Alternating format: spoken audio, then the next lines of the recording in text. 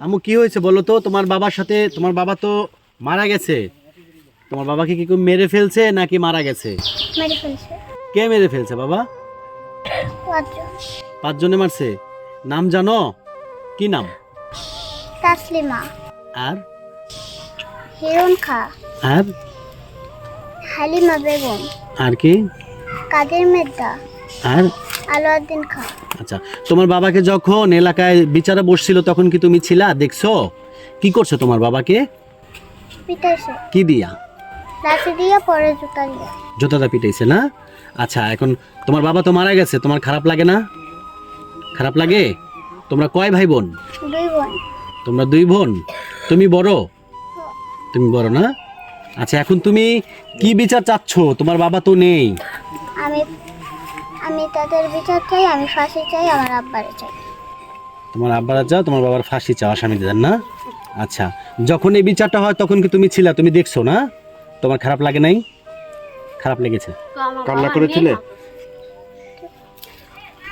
আমি কাইন্দা কাইন্দা বলছিলাম যে দাদা মাইরো না, যে তারপরও কয় কি তোর বড়ি দিয়া কবাম বাইতে ঠিক যা। এই কথা বলছে না? তোমার নাম কি মা? জুমা। জমা, তোমার বয়স কত জানো? 8। 8 বছর।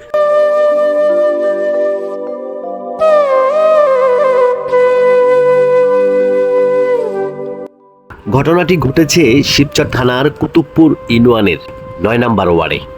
আলাউদ্দিন নামের এক প্রভাবশালী নেতা এই মেয়ে দুটির বাবাকে মধ্যযুগী কায়দায় অপমান করে জুতাপিটা করা হয়। এরপর এই মেয়েটির বাবা লজ্জায় আত্মহত্যা করেছেন আমরা শুনেছি। কেনই বা মধ্যযুগী কায়দায় তাকে জুতাপিটা করা হয়েছে এবং বিভিন্নভাবে মারধর করা হয়েছে। আমাদের দেশে প্রচলিত আইন আছে, যদিও তিনি অপরাধ করে থাকে তার অপরাধ অনুযায়ী দেশের আইন তাকে শাস্তি দেবে। কিন্তু কেনই বা এই মেয়ে দুটির বাবাকে এই আলাউদ্দিন এভাবে জনসমক্ষে অপমান করে মারধর করা হয়েছে? আমরা জানতে পেরেছি একটি বিষয় আপনাদেরকে আমরা জানিয়ে রাখতে চাই। আলাউদ্দিনের এক মহিলার সাথে অবৈধ সম্পর্ক হয়েছিল। হয়তো আলাউদ্দিন ওই মহিলার সাথে খারাপ কোনো মুহূর্ত অবস্থায় এই মেয়েটির বাবা তা দেখে ফেলেছে। আর এই দেখাকেই কেন্দ্র করে আলাউদ্দিন চিন্তা করেছেন বিভিন্ন লোকদের কাছে হয়তো আমার এই কুকীর্তির কথা বলে দিতে পারে, তাই আলাউদ্দিন মারধর করেছে, ভয় দেখিয়েছে। ইতিমধ্যে শুনেছি শিবচর থানায় এই বিষয় নিয়ে একটা মামলা করা হয়েছে, কিন্তু এখনো কোনো আসামিকে গ্রেপ্তার করতে পারেনি শিবচর থানা পুলিশ। প্রিয় দর্শক, আমি একটি বিষয় আপনাদেরকে অনুরোধ করব, আপনার একটি শেয়ারে হয়তো এই মেয়ে দুটি তার বাবার প্রকৃত আসামিদের শাস্তি পেতে পারে। এই মেয়ে দুটির আর কেউ নেই, এই মেয়ে দুটির বাড়িতে কোনো জায়গা সম্পত্তি কিছু নেই। এই মেয়ে দুটি কিভাবে বাঁচবে, কিভাবে খাবে? বাবা নেই, তার মা প্রতিবন্ধী।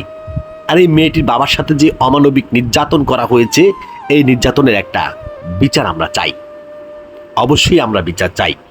আমরা এদেশের জনগণের কাছে এর বিচার চাই, একটি সুস্থ বিচার করা হোক। এই মেয়েটি আজ এতিম হয়ে গেছে, আলাউদ্দিনকে আইনের আওতায় এনে কঠিন শাস্তি দেয়া হোক। আমরা এটিও শুনেছি আলাউদ্দিন এলাকায় অনেক সম্পদশালী, অনেক টাকা পয়সার মালিক, তাই তাদের ভয়ে এলাকার কেউ মুখ খোলে না। আমরা একটা সুস্থ বিচার চাই। দর্শক, আপনাদের বিবেকের উপর ছেড়ে দিলাম এই ভিডিওটি।